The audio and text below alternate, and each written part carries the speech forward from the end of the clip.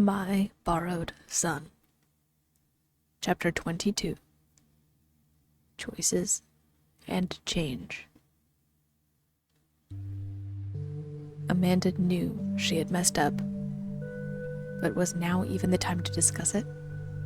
Every expert she read about was saying the same thing. Every article and book indicated the same thing, and yet Amanda couldn't bring herself to do it. Every adoption parenting book and article she researched said that integrating the fact that the child was adopted as soon and as early as possible would be the healthiest thing for them. Practically every study said that integrating this information as a part of everyday life would keep a sense of normalcy and a sense of belonging for the child. It helped in showing the child that even if they didn't come from you, it didn't mean they were loved or cared for any less. Sharing this information allowed open communication and questions in a safe space. The only problem for Amanda was that she didn't have the answers. She didn't tell Parker early on that she didn't give birth to him. She didn't tell Parker that she found him at a children's playground under a bench, scared and alone, after several powerful thunderstorms days prior.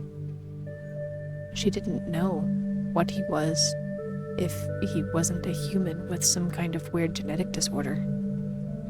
She didn't even know if his real biological parents were even alive. No answers. No hope of turning back the clock. No way she could proceed delicately if she wanted to tell Parker anything about his origins.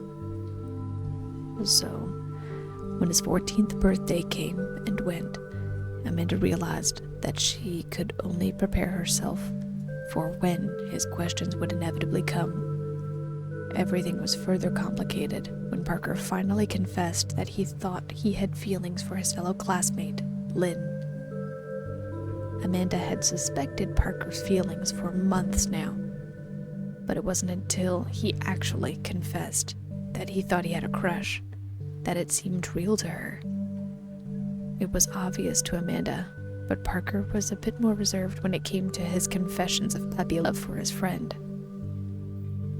No talk about being boyfriend and girlfriend was mentioned, but Amanda knew it was only a matter of time before any of this happened.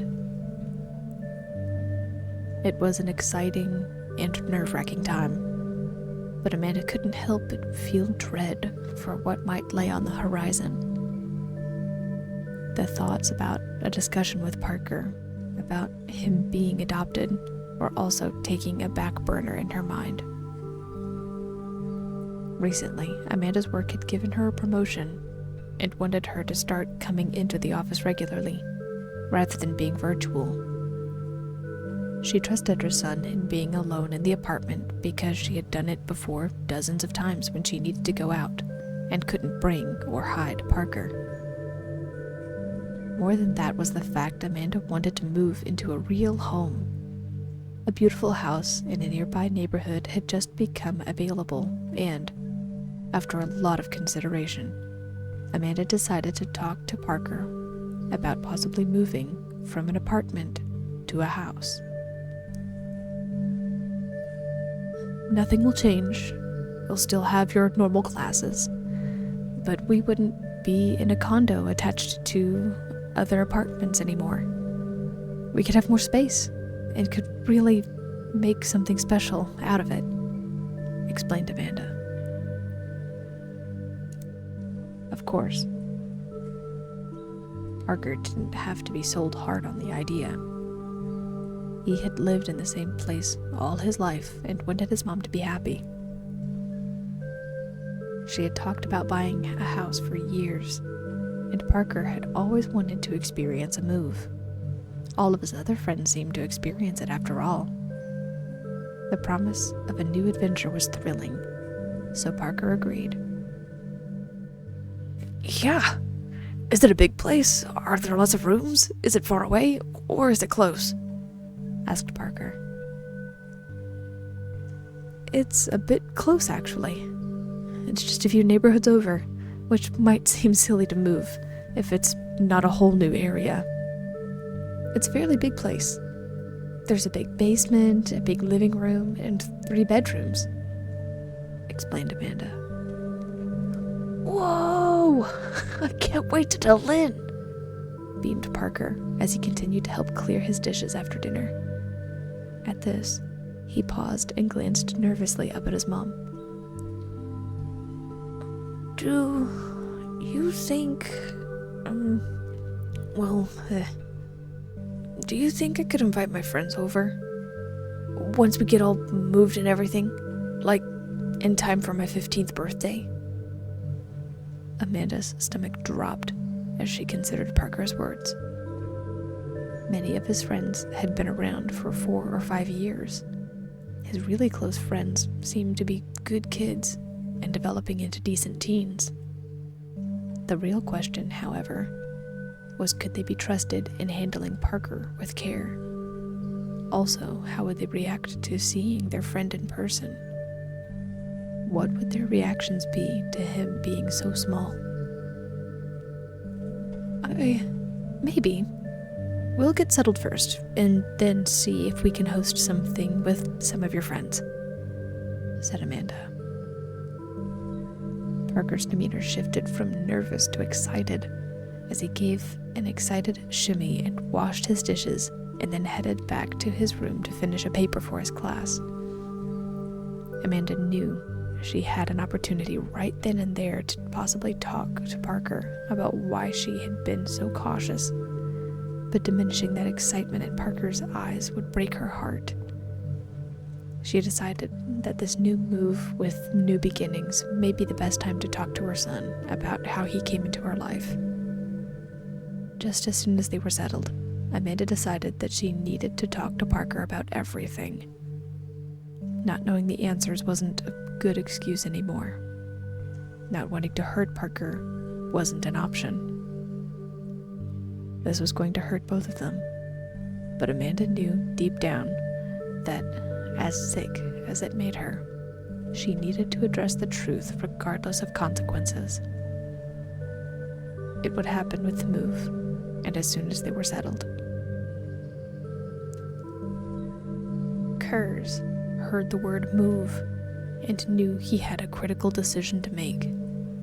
Stay in the apartment complex with the other humans he could borrow from, or go with Amanda and Parker to watch over the borrower child.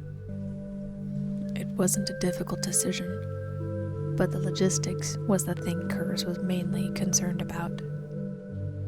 Moving as a borrower was a tricky thing. There were too many things that could go wrong, and twice as many things to worry about. Kers could be seen, both by Amanda and by Parker. Kers could be crushed by boxes or furniture pieces. Kers could experience malnutrition and have a harder time finding food because humans became very particular about their food when moving. Kers would have to start from scratch when moving to a new place if borrowers didn't occupy the home before he moved in. The prospect of beginning from nothing wasn't an appealing one, but there was little else he could do. He made a silent promise to keep Parker safe, and that was what he intended to do. So, with precision and care, Kers began packing all of his essentials in a Go backpack. For his other essentials and items he had borrowed and wanted to take with him, Kers made the bold decision to put the items back into the human's possession in the hopes he could borrow them back once they had finished the move. Some of the things were blankets and kitchen supplies that were too heavy for him to carry with him. Other items he was able to deconstruct and slip into small boxes of miscellaneous knickknacks that the human, Amanda, never really bothered with. It helped that Amanda had a big calendar countdown in the kitchen, letting herself and Parker know how many days they had until the big move. It let Kers slip down into the kitchen and place his valuables into places Amanda might not look or grow suspicious of while she collected everything to move. When the big day came, Kers felt his heart pounding in his throat. He had managed to collect nearly everything in his home and place it back into Amanda's care temporarily. When Amanda began moving her boxes, the borrower seized his opportunity. Palms sweaty, heart pounding distinctively slow in sync with every time his foot connected with the ground, Kers knew he had mere seconds to spare, but it didn't stop his calmness of hand as he wrenched his hook from his hip and snagged it on the edge of the box. Kers's sprint was not half as taxing as the lightning-fast climb he made into a nearby cluttered box of odds and ends. He just managed to get his hook free and found a hiding place, trusting his skills and praying he wasn't noticed, before he felt the box begin to shift. He closed his eyes and hoped that nothing would reveal his hiding place. The box jostled vigorously before being hoisted into the air at a nauseating speed. From where he was, Kers could see Amanda's fingers poking through the box at the handholds.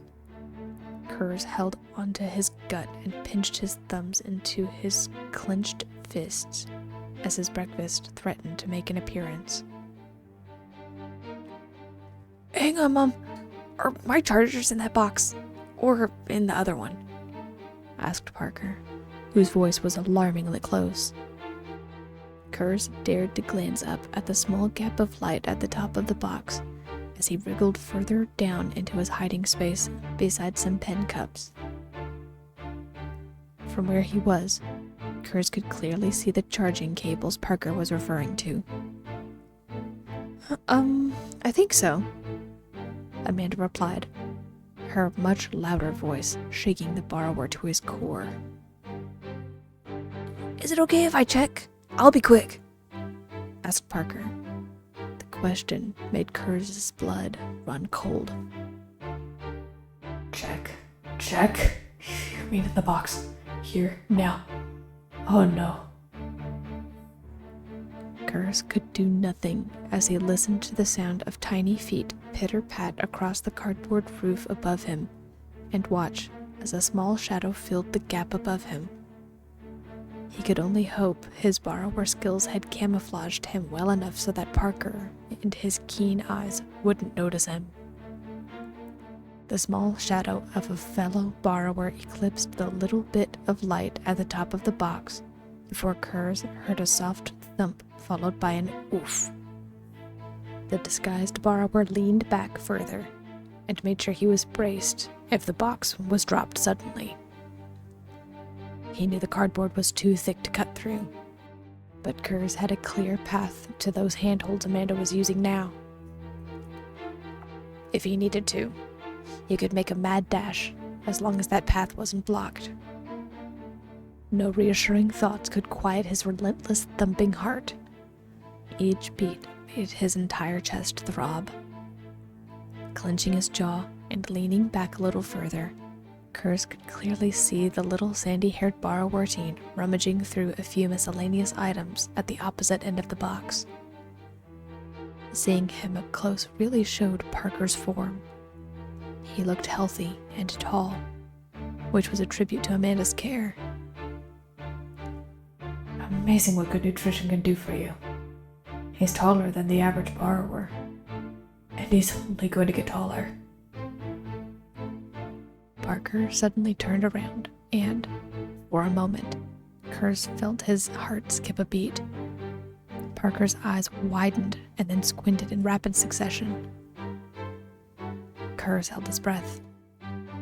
Everything, time itself, stood still before Kers saw a smile curl Parker's lips. Found them! They're over here in the corner, called Parker as he spun back around toward the light and jumped, catching the edge of the cardboard with his fingertips and hoisting himself up and out of the box. Kers wanted to shout, to release all of the pent-up energy his body was charged with in those tense moments, but instead he forced himself to breathe calmly and nodded slowly. That was close. That was too close. One of us needs to talk to Parker sooner or later. Kers could only imagine what kind of interaction that would have been had Parker actually spotted him hiding there under the various wires and contraptions in the box. It only ended poorly for everyone, no matter how Kers thought about it. It only reaffirmed the fact that Parker needed to know the truth, whether or not he was asking the right questions. It was time. At least, it was nearing time.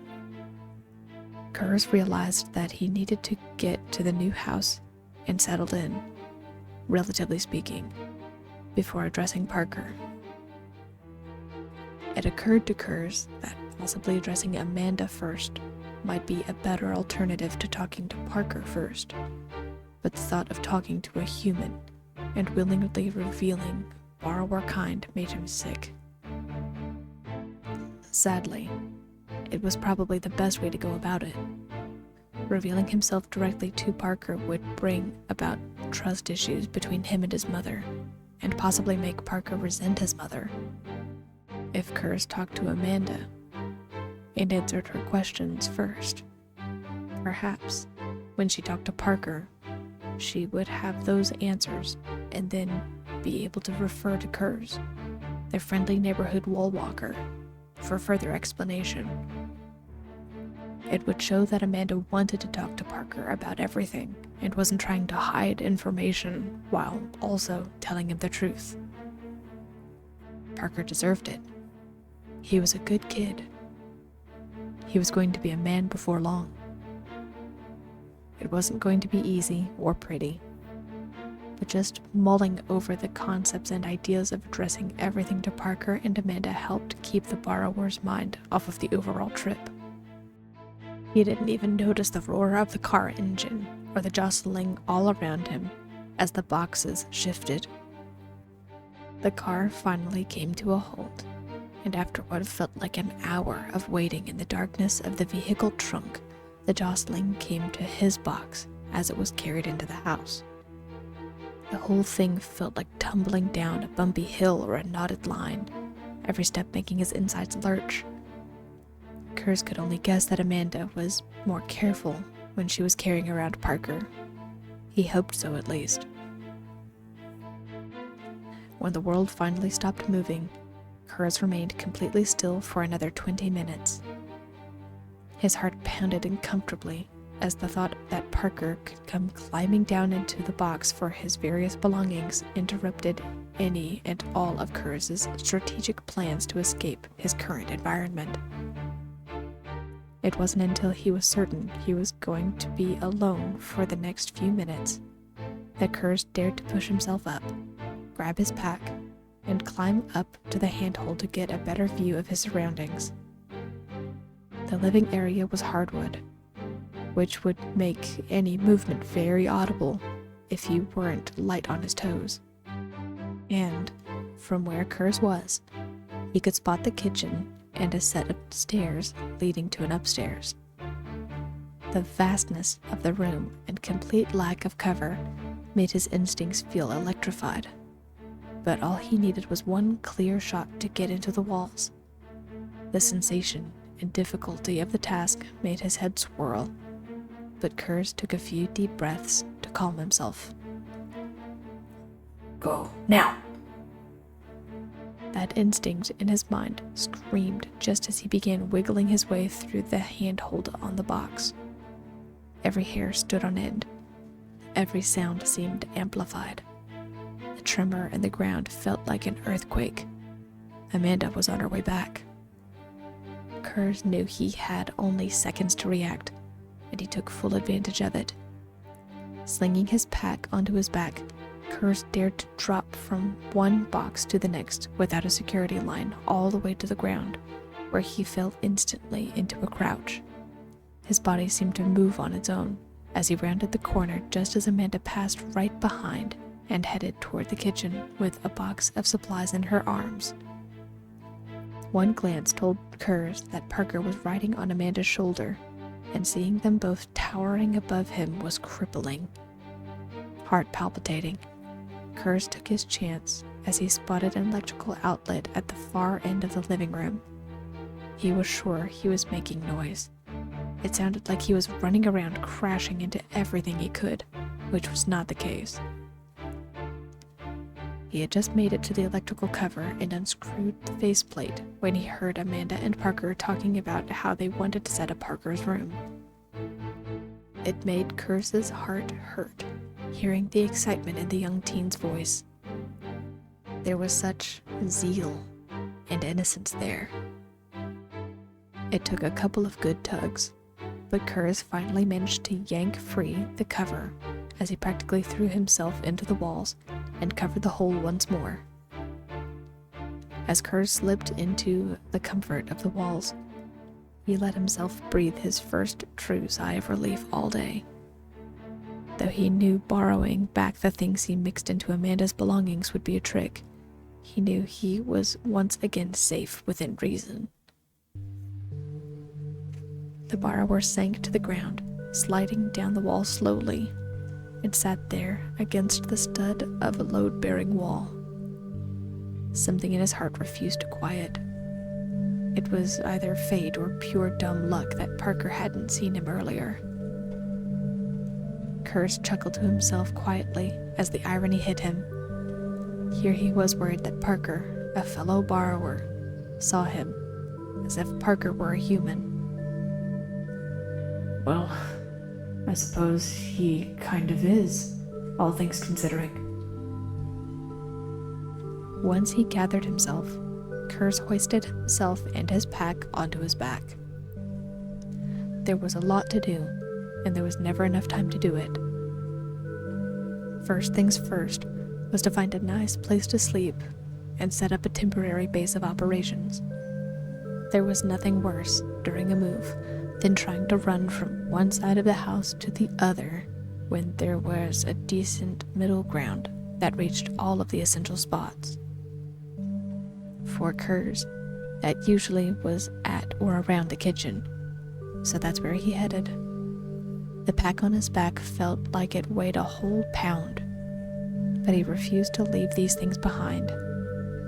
It honestly showed him what living a sedentary life felt like, especially when collecting things with sentimental value. It was a new experience, and something about it felt oddly good. Borrowers, after all, didn't usually get to keep many trinkets, baubles, or knickknacks that amused them. They needed to be able to move at the drop of a hat. They lived everywhere and nowhere. Nomads, sojourners, borrowers. What was on their backs was already too much to carry. It didn't stop Kers from collecting what he did and bringing it with him. Despite the aching it caused his bones and muscles, Kers trekked through the walls with steady confidence. He had moved many times before, carrying those same things with him everywhere, ever since he was a child. Now was no different. He would start from nothing and work his way back up to having a home, but he wouldn't part with these things. It would be difficult. He knew it. But it wasn't different than anything else he had ever done. He also knew, as he turned his hip lamp on and held it to the ground, that there was hardly enough dust in between the walls and beams for an undisturbed home. There should have been more dust if the place were vacant, but there wasn't. There were holes from thumbtacks in weird places. It was his next discovery that truly solidified Kers's suspicions. There was even a small pencil drawing that looked like a simple house with an arrow heading further into the walls. Excitement and nervousness instantly churned his insides. I haven't been here 20 minutes. Already. I think there might be someone else living here in the walls. Kers's suspicions were confirmed when he wiggled his way through a narrow board that looked like it had been purposefully cut and smoothed over, and saw Christmas and fairy lights twinkling around the next corner. The borrower swallowed dryly as every possible scenario clouded his mind. This was both the best thing and the worst thing possible. Best, because he didn't need to start from scratch, and had others he could potentially rely on if they were friendly. Worst, because they could see Kers as an enemy. What was worse still was that they didn't know about Amanda, Parker, and the circumstances surrounding this human mother and borrower-child duo. Kers had decided over 4 years ago to help and protect Parker. If that had to be from other borrowers before Parker was ready for the truth, so be it. No sooner had Kers made this decision did he hear voices coming from around the corner. They sounded like a mix of ages and genders, but Kers guessed it was a dad and at least 3 kids, 2 boys and a girl. Kers didn't want to scare them and did the only polite thing to do. "Hello?" he called, no plan and every prayer to his name